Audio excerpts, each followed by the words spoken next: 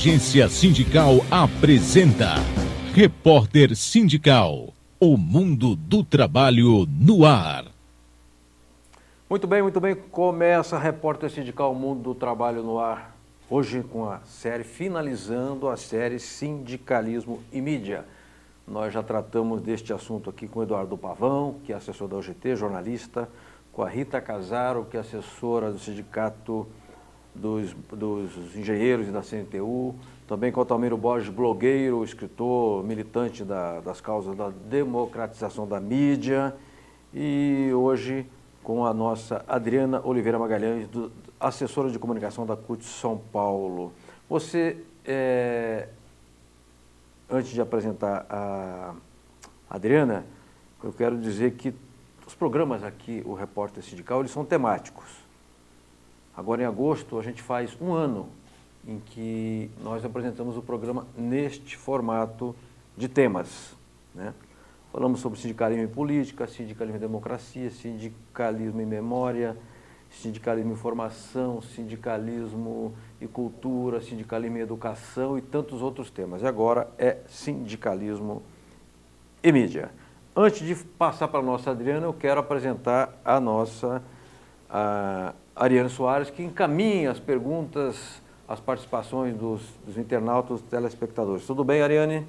Tudo, Franzin, boa noite. Boa noite, Adriana. Obrigado por sua participação no programa.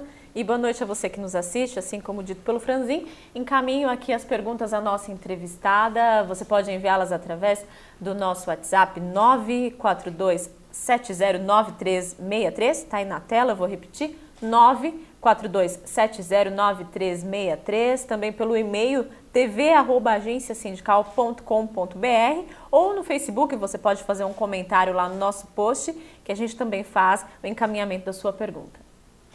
Muito bem, voltamos com a nossa Adriana Oliveira Magalhães, secretária de comunicação da CUT. Eu me confundi, num lugar está escrito assessora, no outro secretária. Na verdade, ela ocupa uma pasta, né? Ela dirige a importante, estratégica e fundamental pasta de comunicação da maior central sindical brasileira, que é a CUT. Adriana, obrigado pela sua presença. Obrigada, que agradeço o convite. Boa noite a toda a equipe e todos os telespectadores aqui do Repórter Sindical. Você é bancária, trabalhou no Banco Itaú, deve ter tido muitas alegrias lá naquela casa generosa com seus empregados e com seus clientes, quase não cobra tarifa.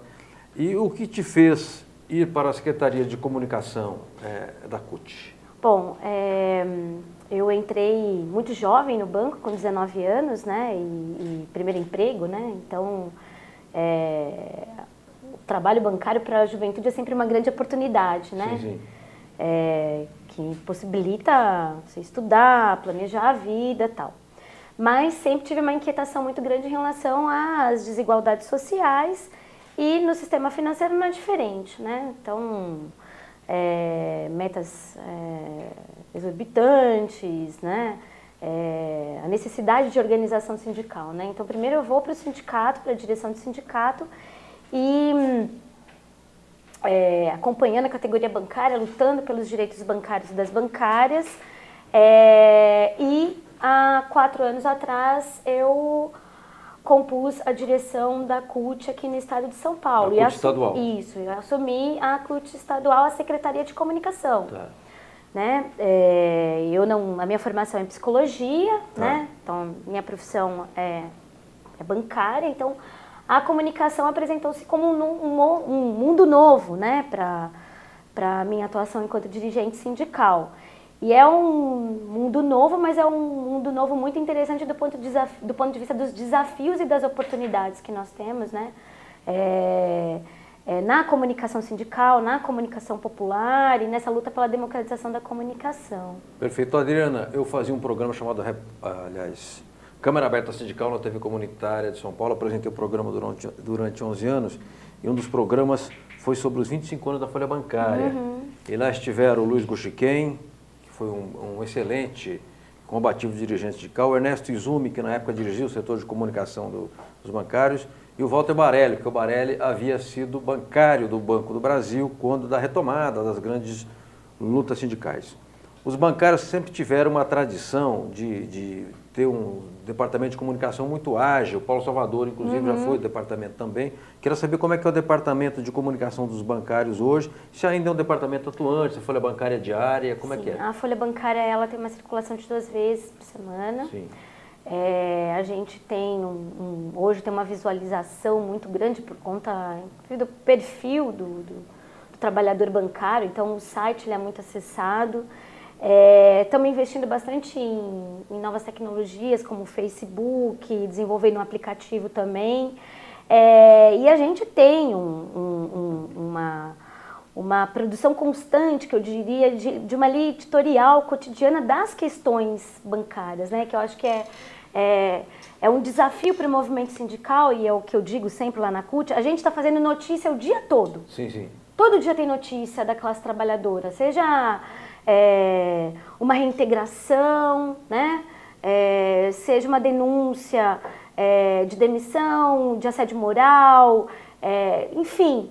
Só que muitas vezes os sindicalistas não percebem que estão fazendo notícia. Entendi. Então, o que eu acho muito interessante da nossa equipe de comunicação dos sindicatos bancários é que o tempo todo nós estamos promovendo e produzindo notícias a respeito do cotidiano da categoria bancária, né?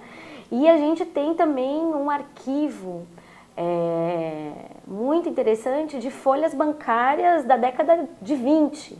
Olha. Né?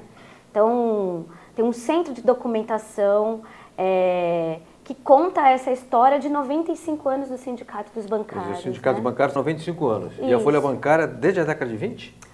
Desde o surgimento do sindicato, O né? sindicato então, surgiu e já fez o seu boletim, o seu panfleto. Então a gente tem lá no nosso centro de documentação, o centro de documentação também, ele está passando por um processo de digitalização dessas folhas bancárias, né? Perfeito.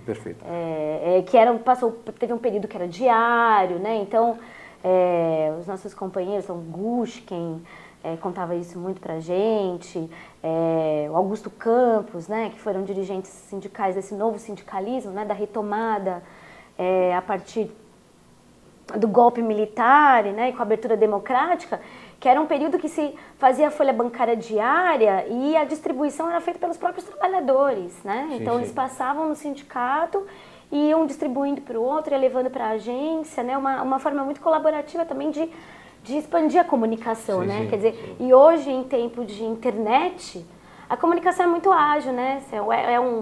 Seja pelo SMS, seja pelo WhatsApp, pelo Telegram, a comunicação está acontecendo numa velocidade muito grande hoje. Perfeito. Na CUT, uma das marcas da Central Única dos Trabalhadores é ter uma comunicação muito ativa, muito militante. A CUT sempre investiu bastante em comunicação, né? Produzindo materiais de qualidade. Eu acho até que a CUT desenvolveu um certo padrão, né, da moderna comunicação sindical.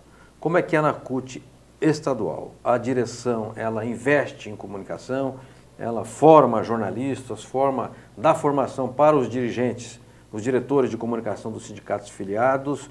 Tem uma política de comunicação efetiva? Sim, na CUT, tanto na CUT Nacional, né, a CUT Nacional desenvolveu um projeto de formação em comunicação em parceria com a USP, né? Essa formação em comunicação ela é dirigida aos dirigentes sindicais, secretários de comunicação do Brasil e das federações, confederações e os assessores também, que trata desde a política pública de comunicação, então a importância de fortalecer e reivindicar conselhos de comunicação nos municípios, as conferências de comunicação que infelizmente, né, quer dizer, se a gente tinha uma reivindicação no governo, tanto do governo Lula como do governo da presidenta Dilma, de que retomasse a conferência de comunicação agora, nesse governo interino golpista, e o que está sendo feito em relação à empresa brasileira de comunicação já demonstra que nós não... Né? Teremos retrocesso. Mas então, a gente tem essa formação, né, em comunicação, que fala de políticas públicas, que fala a importância das redes sociais, que fala a importância de você pensar a comunicação, os sindicatos têm a comunicação como investimento, sim, né? Sim. Estamos formando dirigentes sindicais para as novas tecnologias, né? Então, desde como é que você utiliza bem o Facebook, hora de postagem, o que é um tuitaço, inclusive com essa perspectiva de que as redes sociais também podem ajudar e colaborar em campanhas salariais, sim, né? Sim. Então, temos feito isso, estamos investindo também numa equipe de mídia, né? Tá. Uma inteligência, né? Em redes para a gente poder monitorar e desenvolver relatórios a respeito das nossas ações, da central, né? Seja nas campanhas mais amplas, mas fundamentalmente agora pela defesa dos nossos direitos. Né? Perfeito. Adriana, daqui a pouquinho você vai continuar falando desse trabalho, né? Essa política de comunicação, na verdade, pelo que você está me dizendo, que envolve inclusive a Universidade de São Paulo, a USP. Então é importante, é uma coisa de peso, de responsa. Nós vamos às perguntas agora, passar para a nossa Ariane Soares, para que os nossos telespectadores, os nossos internautas possam aqui fazer a interatividade que é típica das novas mídias. Vamos lá? Vamos dar início hoje com a pergunta do coordenador da Rede Brasil Atual, Paulo Salvador. Grande Paulo. A pergunta dele é a seguinte: como a CUT analisa o papel da comunicação cidadã na transformação do Brasil e da sociedade? Você tem um semestre para responder isso aí, tá? Obrigada, Paulo, pela pergunta. Bom, em tempos, né, de monopólio midiático, né, em tempos também de internet, de uma nova configuração com a TV digital, né, com a luta, e eu diria que é uma luta que tem dado para a gente bons resultados, que foi a concessão, né, da TV para os trabalhadores, que é a TVT, né, e esse projeto da classe trabalhadora, da CUT, dos seus sindicatos, para que a gente tenha uma possibilidade de expressão da classe trabalhadora, seja através da TV, da rádio, eu vejo que o movimento sindical e o movimento popular e a Central Única dos Trabalhadores, sendo a quinta maior central da América Latina, do mundo, né, e tendo um papel tão importante no nosso país, a gente tem que potencializar cada vez mais os nossos veículos e o que nós desenvolvemos, seja desde o boletim, desde a TV Web, desde essa iniciativa, a TVT, a Rede Brasil Atual, a relação com os blogueiros, com as rádios comunitárias, como uma forma da gente furar ou interferir, né, nessa sociedade que parece ter um discurso muitas vezes que é monolítico, hermético, né? Quer dizer, parece que uma única opinião, né? Então eu vejo que a gente criou que a gente tem aí uma parceria, né, e uma ação nacional que vai para além do Brasil, né? Acho que a gente viveu isso muito agora nesse período do golpe, né, que foi essa grande articulação de progressistas e defensores da democracia que fez com que a gente furasse um bloqueio midiático, né? Perfeito. Adriana, deixa eu interferir aqui um pouco na sua fala para dar minha opinião. Há muitas experiências de comunicação, muitas coisas de comunicação ocorrendo ao mesmo tempo no Brasil, inclusive este programa. Inclusive a agência sindical, onde eu trabalho, a agência que eu ajudei a fundar há 25 anos. Nós começamos às 9 da manhã, hoje, com uma equipe. Eu saio daqui do programa, volto para a agência às 9h30 e vou produzir um boletim para uma caminhada que nós vamos fazer no elevado Costa e Silva, agora felizmente elevado o presidente João Goulart. Aliás, já até convidando as pessoas, dia 7, 9 da manhã, nós vamos fazer uma caminhada cívica em homenagem ao grande João Goulart, que passa a dar nome ao elevado. Então eu volto para lá. Você tem o Centro de Mídia Barão de Tararé, você tem várias iniciativas de comunicação, a Rede Brasil Atual, que é excelente, né? Agora, eu tenho a impressão, você vai responder daqui a pouco, tá? Que a gente precisa articular essas células. Nós estamos cometendo o erro de não articular. Blog do Nacif, né? Tem blogs como o Tijolaço, que é excelente, o Portal Vermelho. Bacana, todo mundo trabalhando muito e trabalhando corretamente, mas eu acho que está faltando a gente ligar os fios para passar a corrente elétrica nessa linha, tá? Queria ouvir a sua opinião depois a esse respeito, porque vai falar uma colega nossa, Clarice Golias, a respeito de uma notícia importante que foi que a CNTA, dirigida pelo meu amigo Arthur Bueno, que eu conheci desde 85, Arthurzinho, que reverteu, suspendeu demissões de 800 trabalhadores da JBS em Presidente Epitácio. E foi a Justiça do Trabalho. Essa justiça que teve pelo governo agora interino, ou golpista, como queiram, que contingenciou 80% das verbas dos tribunais para ver se manietava a Justiça do Trabalho. Vamos a Clarice Golias, voltamos já já com a Adriana Oliveira Magalhães, secretária de Comunicação da CUT de São Paulo. Vamos lá? Correspondente sindical. Informações das entidades e das categorias. Boa noite, Franzin, e a todos que acompanham o Repórter Sindical. Aqui em Brasília, a Confederação Nacional dos Trabalhadores nas Indústrias de Alimentação e Afins, a CNT Afins, comemora a suspensão das demissões de aproximadamente 800 trabalhadores de Presidente Epitácio ao frigorífico JBS. A liminar do Tribunal Regional do Trabalho de Presidente Venceslau classificou o ato como abuso de poder econômico e pediu explicações à empresa dona da marca Friboi sobre o motivo para a demissão ocorrida no dia 18 desse mês, solicitando ainda o envio de documentos financeiros à Justiça.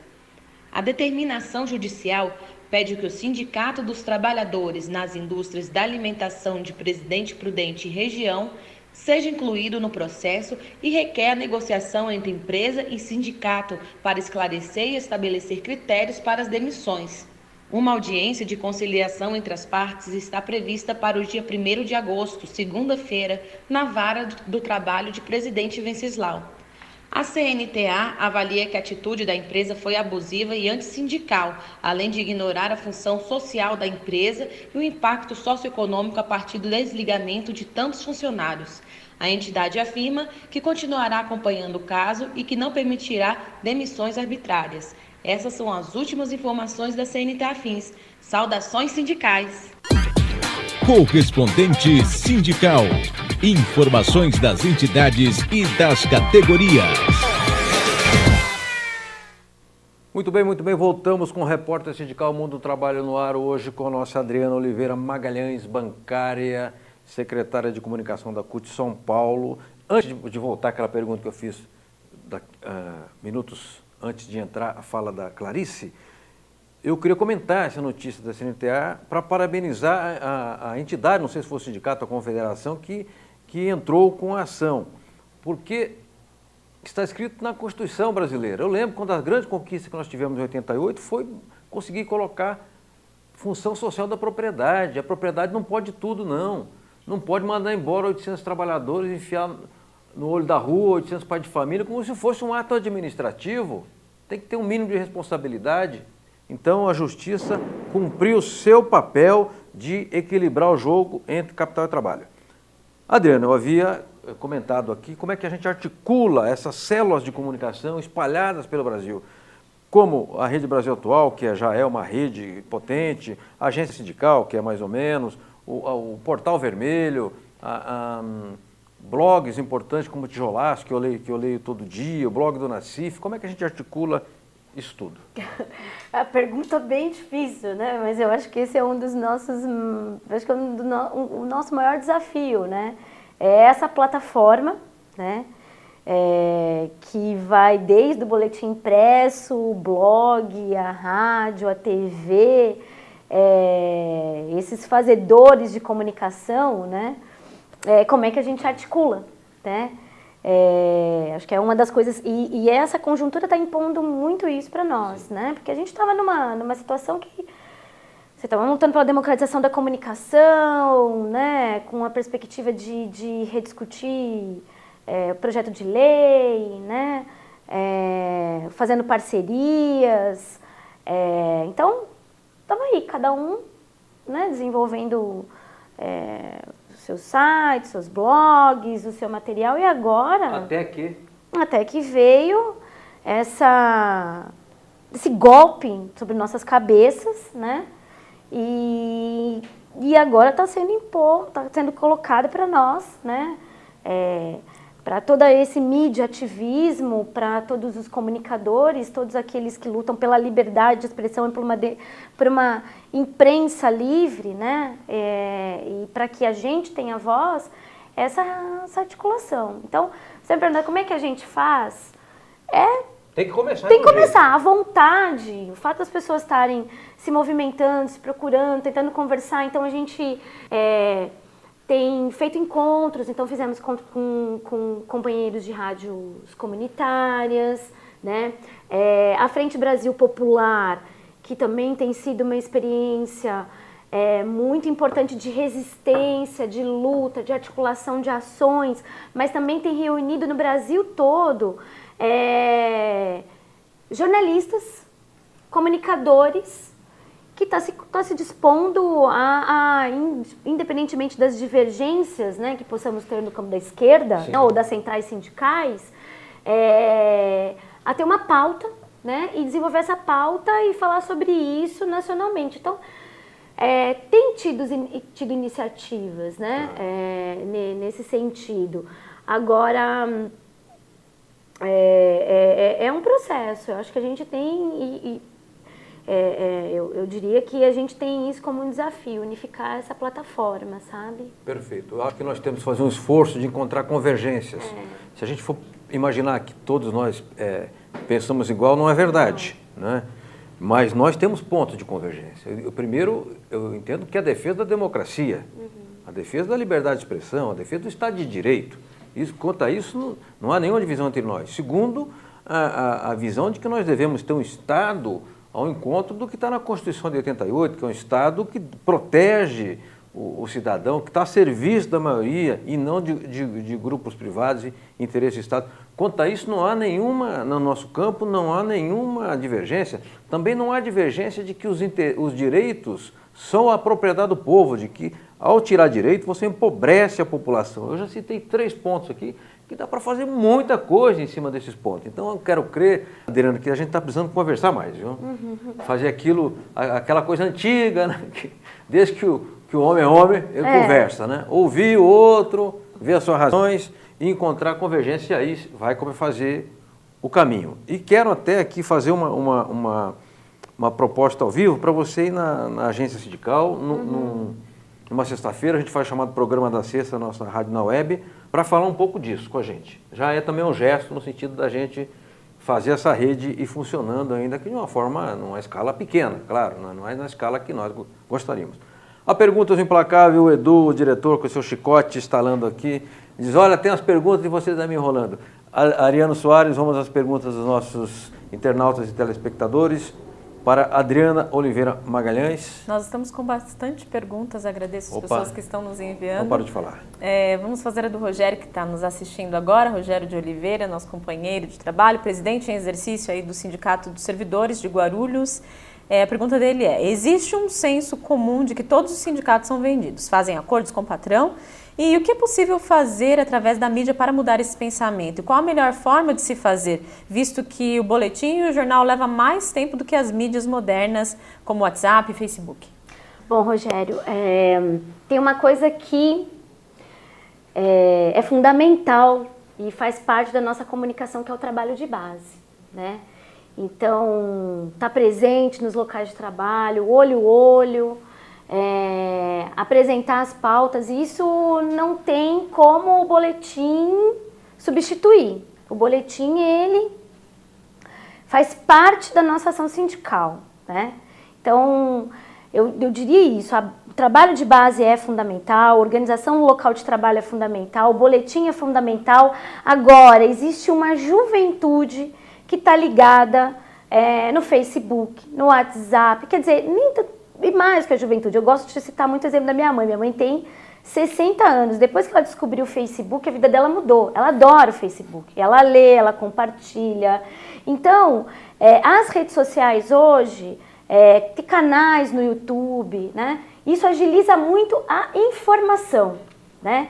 Agora, a informação, ela precisa dessa relação para ela ser transformada numa formação. Né? Nesse contato, né? Esse bate-papo que nós estamos tendo aqui é uma informação que é passada e que pode se transformar numa formação. Então, eu diria que os sindicatos hoje, né, eles têm muitos instrumentos, né? Agora, os sindicatos também têm que perceber que comunicação é investimento, né? Que é importante ter o profissional, que é importante ter uma linha editorial, que é importante investir, que é importante ser criativo, né? Ter periodicidade, ter frequência, ter essa rede é extremamente importante. E assim, a mídia, né? Desde que o mundo é mundo, o capitalismo ainda da máquina a vapor, nós sabemos que a classe operária sempre foi estigmatizada, e nós sindicalistas ao longo, né? E no Brasil, né, que a gente tem esse país ainda muito tacanho, muito clientelista, patrimonialista, né, onde a política ela é reservada a poucos, né, a elite. Eu gosto muito de falar isso para os bancários, né, vocês não gostam de conversar sobre política, mas o patrão de vocês gosta muito. Sim, sim. Roberto Setúbal adora falar sobre política. Não só gosta, como financia, compra, aluga e faz leasing. Não, faz leasing ainda hoje em dia, acho que faz. Indicou o responsável pelo Banco Central, quer dizer... Então, só isso, né? Então a gente tem que lutar mesmo contra esse estigma, e lutamos, e acho que nós transformamos isso no dia a dia com a nossa luta, né? Perfeito. É isso. Muito obrigado. Rogério, eu queria aqui aproveitar a oportunidade para parabenizar o STAP pela mobilização e greve dos professores em Guarulhos. Por uma ironia do destino, o prefeito atual, o Almeida, foi quem fundou o sindicato. Ele é fundador do sindicato, mas agora está na condição de patrão. Fez um acordo, não cumpriu, a categoria reagiu, o sindicato está cumprindo o seu papel de ir para cima, e não tem outro jeito. Tem que dirigir as lutas e cada um faz o seu papel. O sindicato faz o seu, a categoria faz o papel que lhe cabe, e o patrão que trate de andar direito, porque senão vai tomar bordoada como está tomando, sofrendo desgaste, que, a meu ver, seria desnecessário. Mas não quero ensinar aqui Padre Nosso a Vigário. E sobre o que você falou, Adriana, assim, a parábola, o padre Antônio Vieira tem o chamado Sermão da Sexagésima, que é baseado na parábola do semeador. E uma vez eu dei esse sermão para um amigo meu que era professor de jornalismo na USP, o Sérgio Gomes. Sérgio, até o Sérgio me disse, eu vou ler esse texto aqui. Eu disse, é o que tem de mais atual, Sérgio, em termos de comunicação. Que ele diz assim, o semeador saiu a semear. Para semear, você tem que sair. É isso que você disse, tem que ir lá conversar com o trabalhador da base.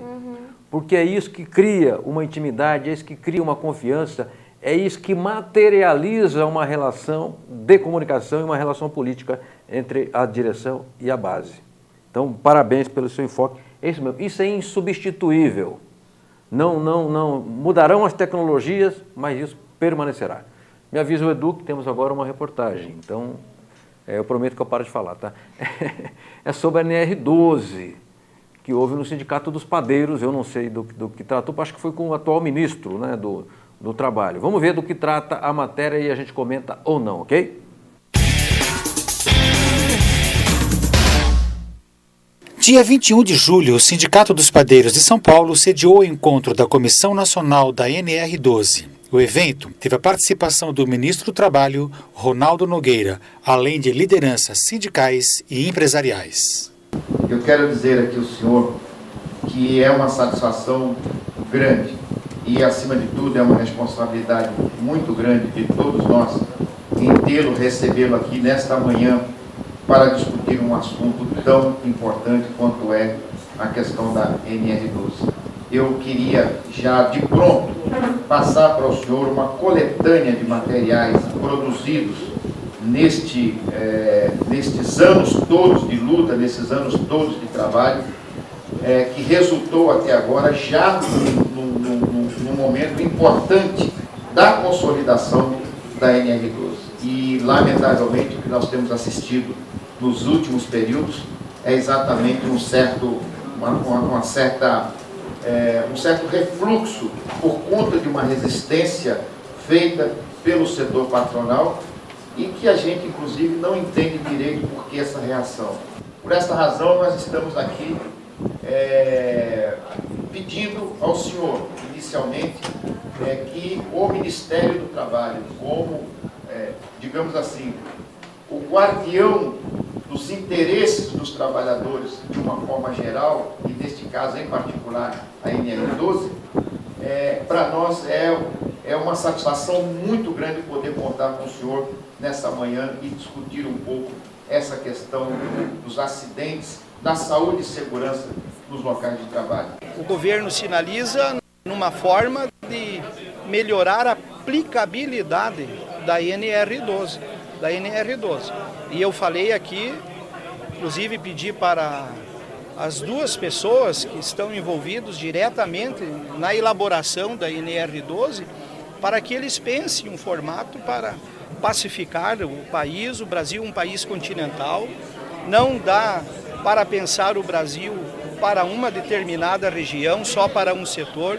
O Brasil tem especificidades diferentes que precisa ser contemplado num todo por essa legislação.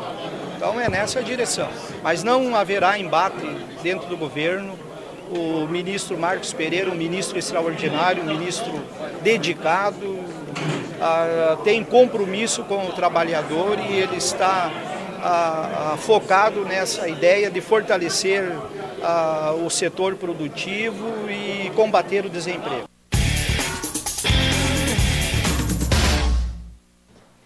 Muito bem, muito bem. Eu aproveitei o intervalo aqui para postar uma foto minha no Facebook, porque a comunicação é rede, então cochilou, cachimbo cai. Adriana Oliveira Magalhães, secretária de Comunicação da CUT São Paulo, está falando sobre sindicalismo e mídia, encerrando a série do mês de julho aqui no Repórter Sindical. E no mês que vem nós vamos iniciar uma nova série. Se não me engano, vai ser Sindicalismo e Saúde. Estamos lá definindo ainda por esses dias. Por que saúde? Porque o Nildo Queiroz, amigo nosso, assume a presidência do DIESAT e porque a questão do SUS gerou uma grande manifestação nacional. Nós, inclusive, apoiamos lá na agência, fomos um amigo nosso, ajudamos a fazer boletim, tudo, para defender o SUS, para que não caia a saúde na mão dos privatistas. A Ariane Soares tem novas perguntas para a nossa Adriana. Ariane, podemos ir? Podemos. Então, agora vamos encaminhar a pergunta do Marcelo Gonçalves, que é bancário, ele acabou de enviar para a gente através do WhatsApp. São duas, tá? Vamos lá.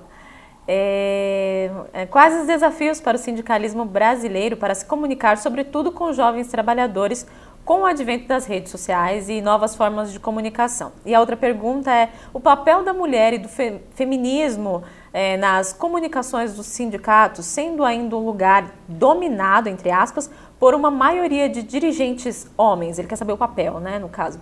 E aí ele parabeniza aqui a Adriana pelo trabalho frente à comunicação da CUT e chega de demissões no Itaú e no Bradesco.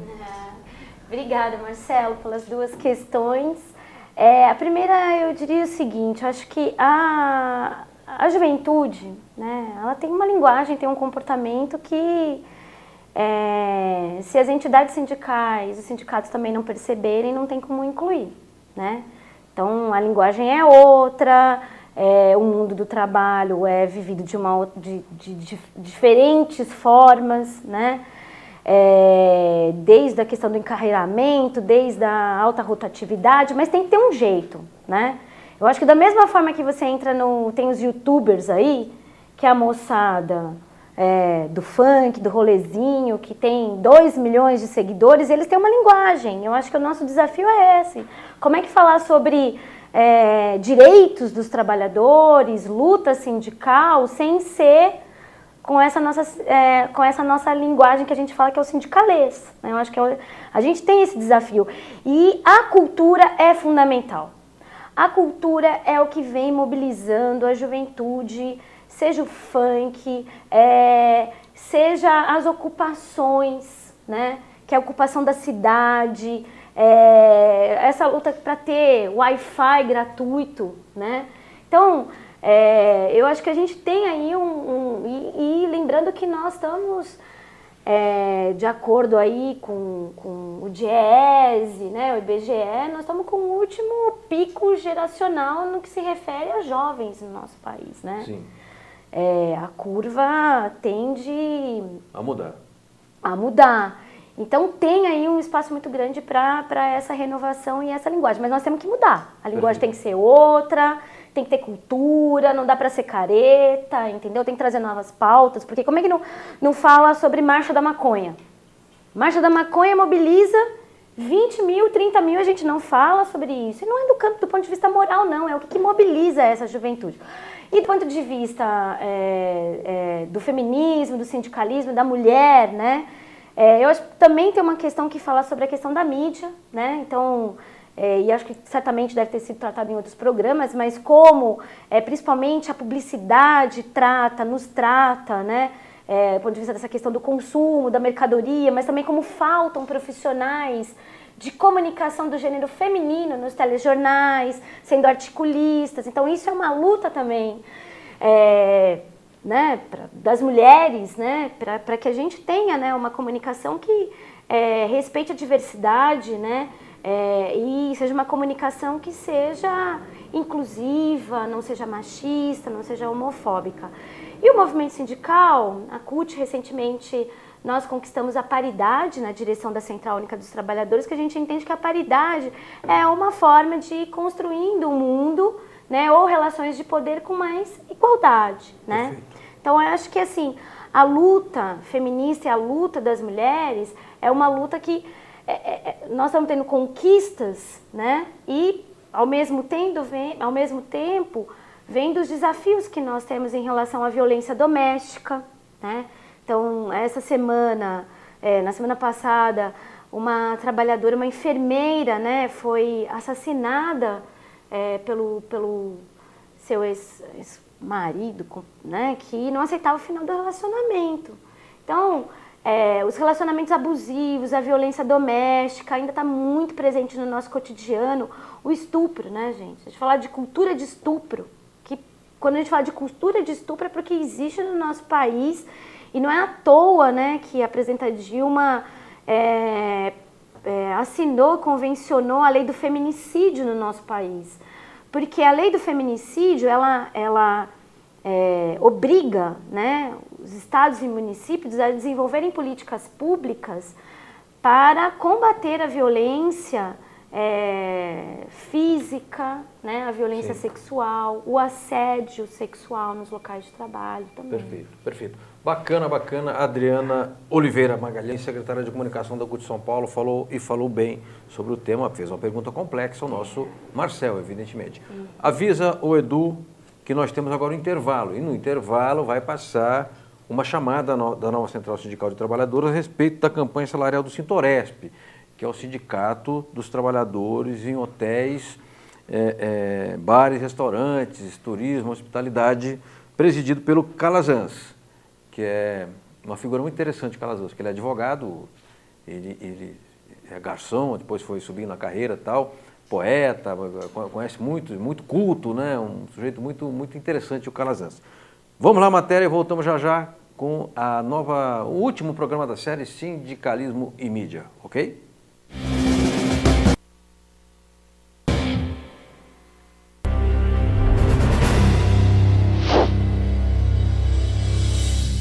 O Sintoresp realizou em junho a Assembleia Geral Extraordinária que definiu, junto com os trabalhadores, a comissão que irá negociar o reajuste salarial com o sindicato patronal. Estamos já estabelecendo contatos com o sindicato patronal e não vamos negociar nada menos do que a inflação, ou seja, o INPC.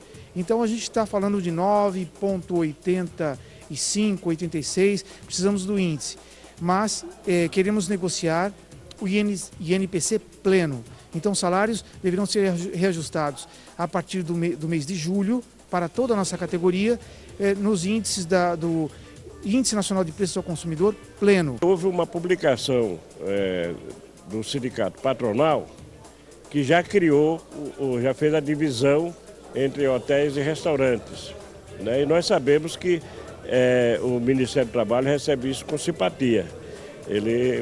Esse sindicato vai realmente vingar.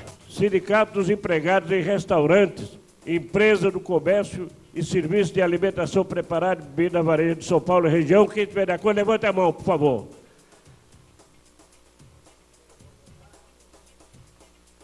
Posso dizer que foi aprovado por unanimidade?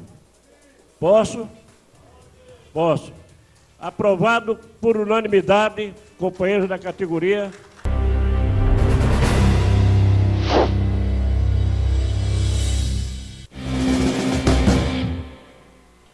Muito bem, voltamos com o Repórter Sindical Mundo do Trabalho no Ar, hoje encerrando o ciclo Sindicalismo e Mídia, que nós recebemos vários profissionais de comunicação, gente muito experiente, muito consequente, muito competente e séria, né, para falar desse tema, que é um tema amplo, denso, muito interessante.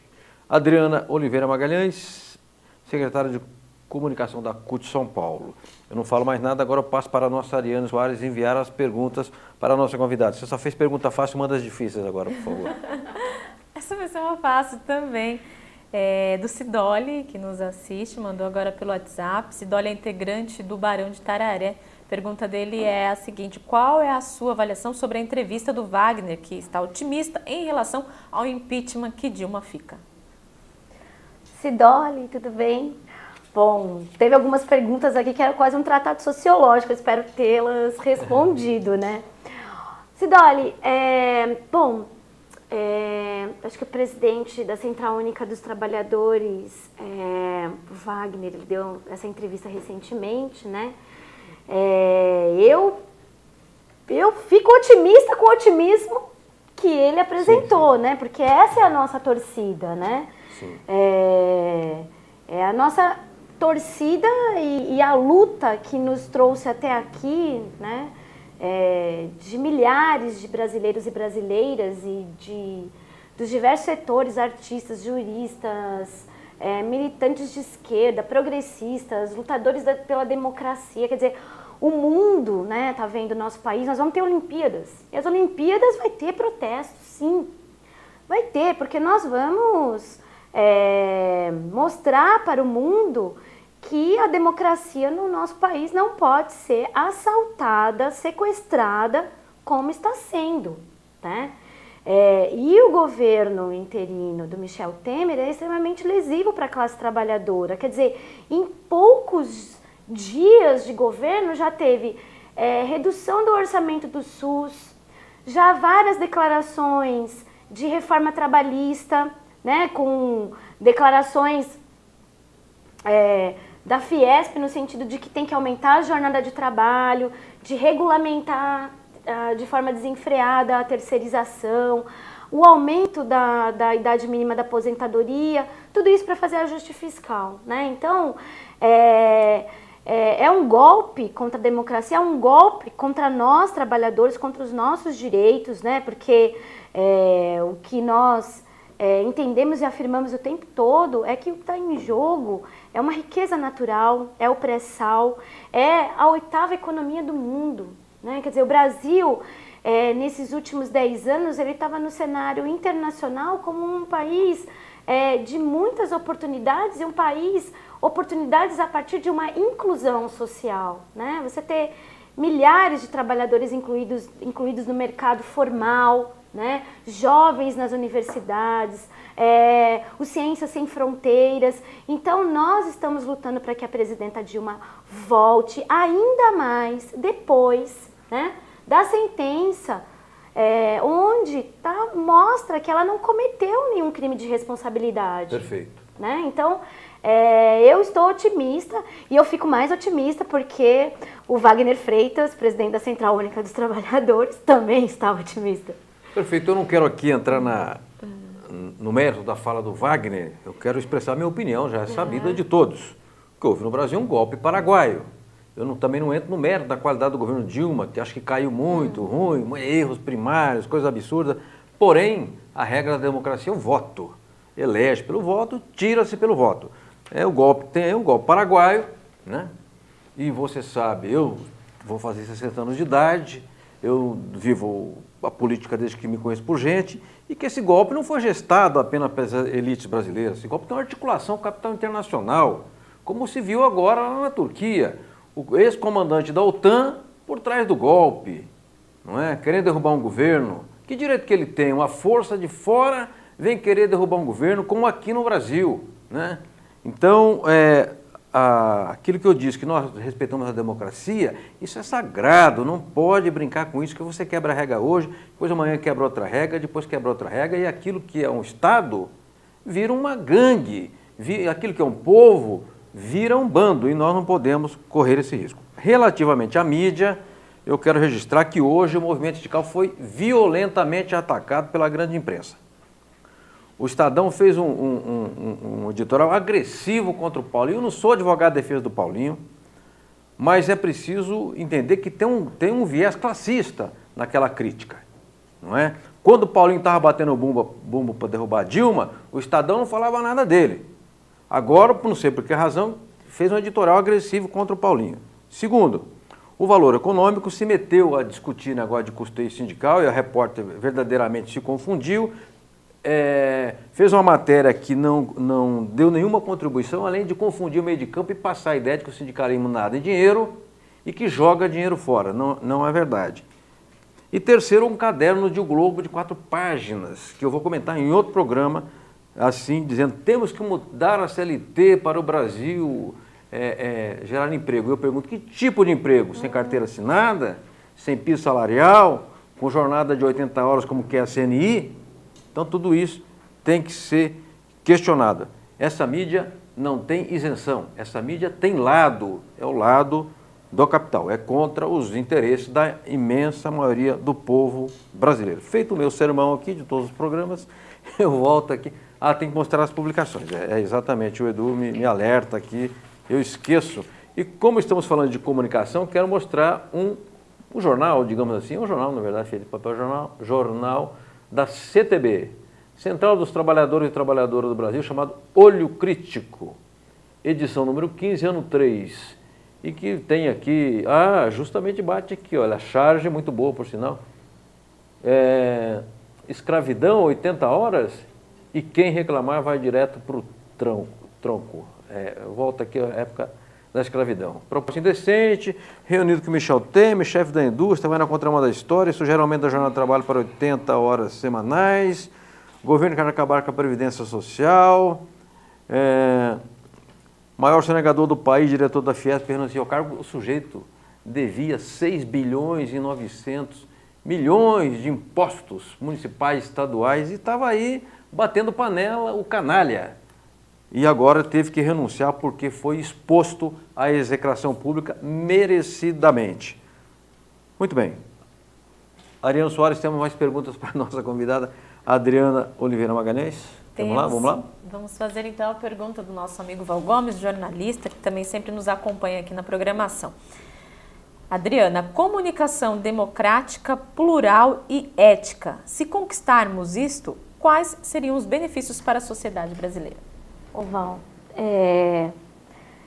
conquistarmos isso significa que a gente avançou muito na nossa sociedade, né? Significa que a gente vai estar num outro patamar que não esse que nós estamos vivendo de desrespeito à democracia e de interesses econômicos acima dos direitos humanos, né?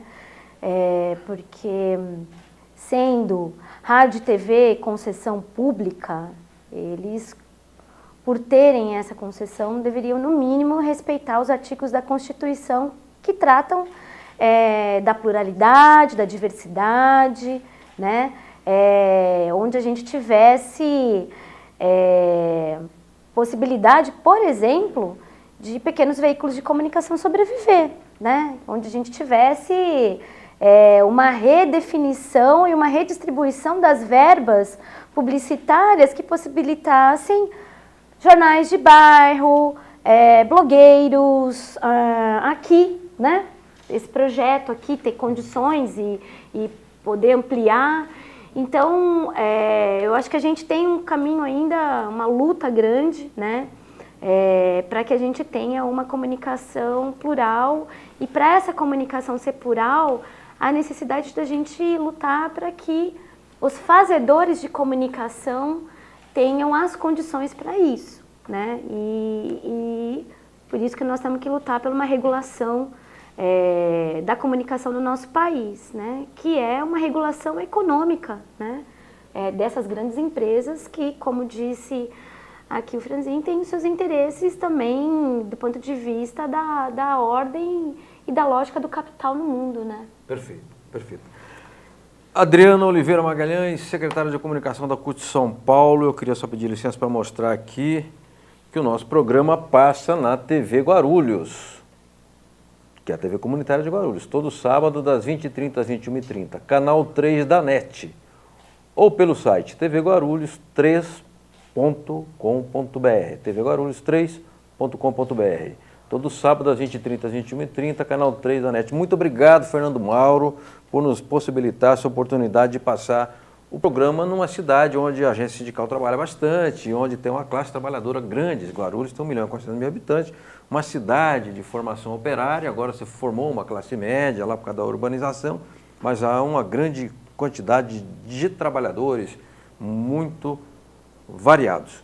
Eu quero registrar mais uma vez que falamos com a Adriana Oliveira Magalhães, assessora da CUT. E temos perguntas, eu posso tocar o programa? Mais perguntas? Vamos lá. Ariano Soares. A nossa querida Érica Aragão, que ela é jornalista do movimento sindical, ela mandou uma pergunta também para a gente pelo WhatsApp agora. É o seguinte: como fazer um trabalho de rede com os profissionais de imprensa no movimento sindical? Bom, Érica, muito obrigada pela pergunta, né? Está sendo, inclusive, aqui uma boa experiência, né, nas perguntas ao vivo e respondendo, mas eu diria que a primeira coisa é a gente identificar esses profissionais, porque num país de dimensão tão grande como o nosso, né, e se a gente pensar que só a CUT tem 5.000 sindicatos filiados, mas não quer dizer que os 5.000 sindicatos filiados à Central Única dos Trabalhadores têm um profissional de comunicação. Mas nós precisamos saber onde estão esses profissionais. Então, acho que primeiro a gente tem um diagnóstico da imprensa sindical. E o que é esse diagnóstico? É saber, tem profissional de comunicação, tem sites, tem rádios, tem, né? Tem material impresso, como é que se comunica com a base. Aí, a partir desse diagnóstico, nós temos que, obviamente, ir montando essa rede, né? Como se fosse uma grande redação. Né?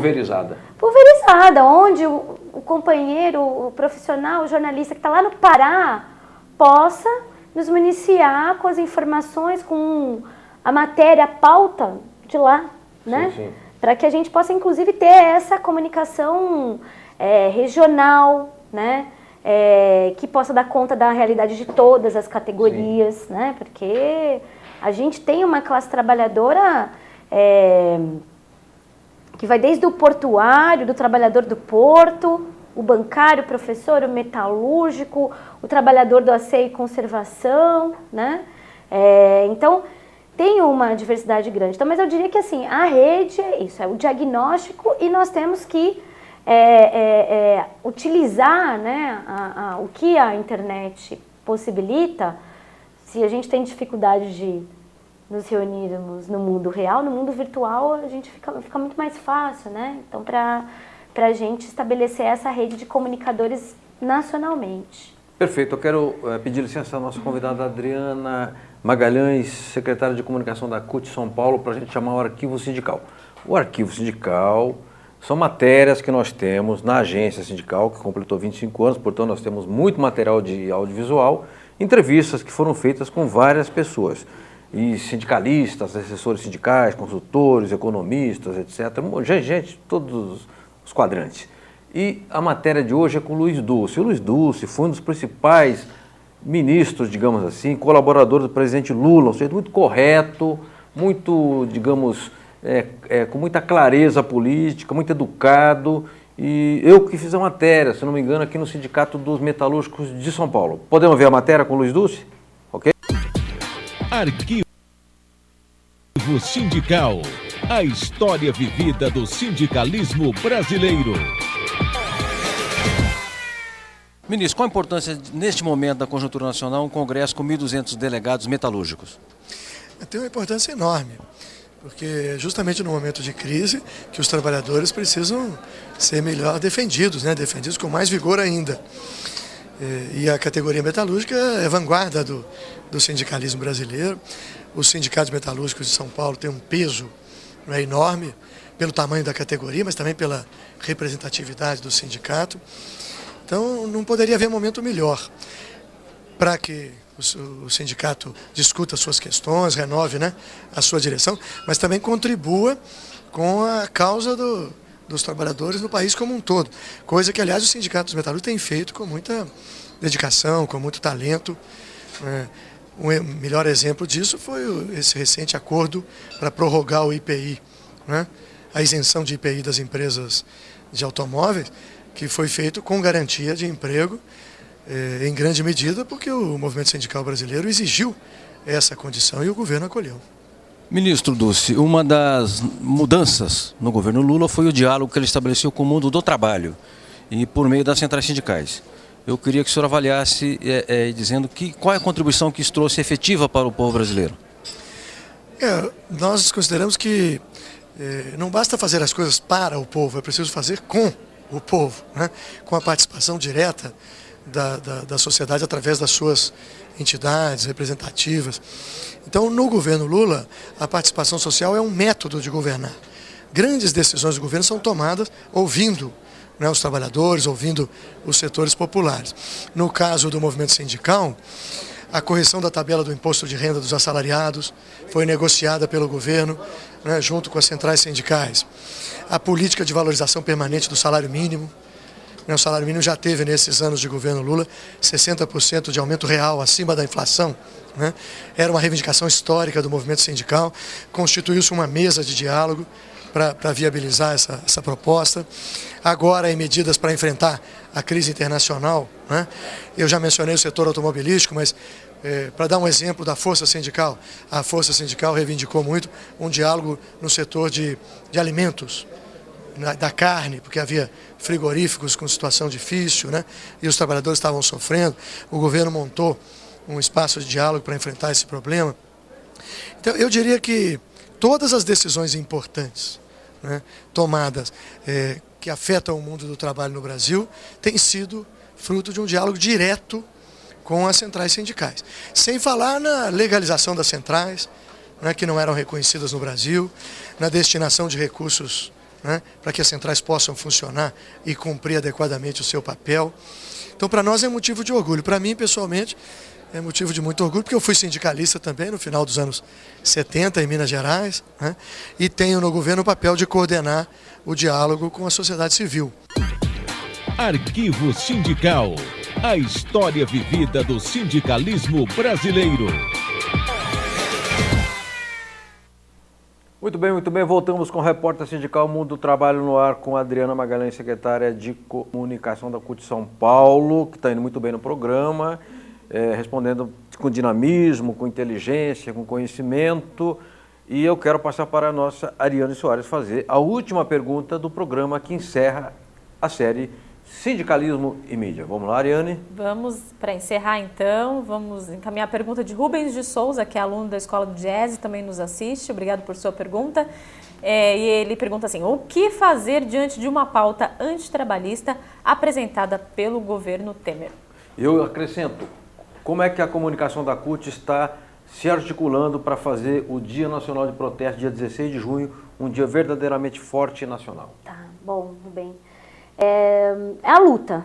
Né? Primeiro que não tem outra ação que não seja a necessária e urgente, que é a luta pela defesa dos nossos direitos. A CUT já vem trabalhando junto aos seus sindicatos, as suas federações, confederações, Brasil todo já orientando a realizar plenárias, assembleias, consultar os trabalhadores a respeito de uma greve geral. Então, nós sabemos que uma greve, ela não é uma greve virtual, né? Como a gente já viu aí pelo Facebook, o pessoal cria um evento e diz, olha, hoje é greve geral. Não é assim que funciona a greve geral. Então, é um processo de construção, de mobilização, de diálogo. E o que nós estamos percebendo é que a cada medida do governo interino, mais a classe trabalhadora, que foi manipulada pelos grandes veículos de comunicação, está caindo a ficha. No meu tempo era ficha, hoje é mais rápido, né? O mundo de redes sociais é muito mais rápido. Percebendo que sofreu de fato um golpe. Por quê? Porque, primeiro, que quem elegeu a presidenta Dilma, os seus 54 milhões, não elegeu esse projeto que está aí, né?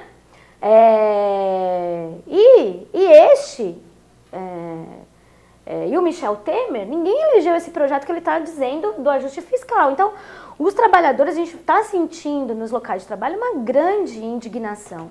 E a saída econômica não está vindo, né, a galope como os articulistas econômicos estavam prometendo, né? A gente vê, por exemplo, na região do ABC um drama, né, sofrido pela indústria automobilística, que é as demissões, né?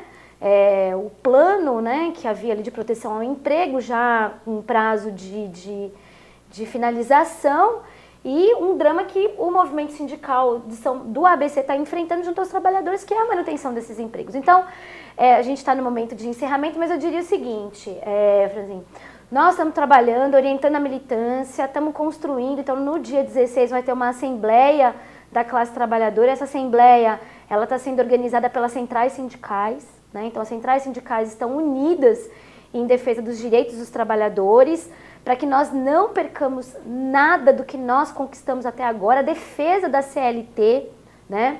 Nenhuma mudança da Previdência, a mudança da Previdência com a justificativa de fazer ajuste fiscal, não existe isso, gente. O mundo todo, a Grécia, a França foi para as ruas e nós vamos para as ruas. Então, dia 16, estamos nessa grande mobilização e a mobilização também em redes. Perfeito. Muitíssimo obrigado, Adriana, secretária de Comunicação da CUT São Paulo. Encerramos o programa na próxima quinta. Estaremos aqui no mesmo local e horário com o repórter sindical temático, provavelmente sindicalismo e saúde. Vocês serão informados pelo site da Agência Sindical, pelo boletim, repórter sindical, pelas redes sociais, pela nossa rádio, etc. Até quinta-feira que vem, forte abraço.